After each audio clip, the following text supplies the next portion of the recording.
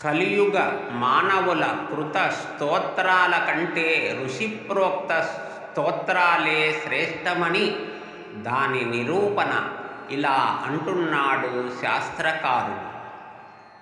ఋషిప్రోక్త ప్రాశస్తం అంటే స్తోత్రం కానీ మంత్రం కానీ ఋషులు దర్శించినదై ఉండాలి.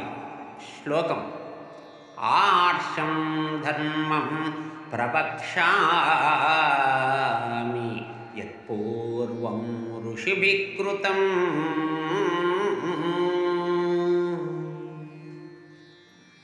న మానుషైః కృతం గ్రాహ్యం స్తోత్రం మంత్రం కదాచన.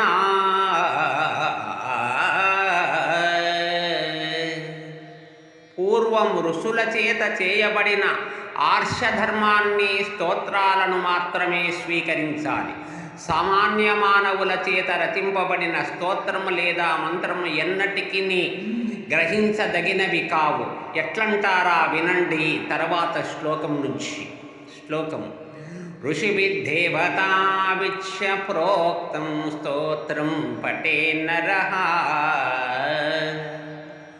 మానుషైః క్రతితైః స్తోత్రే కిం ఫలం లభ్యతే భువి.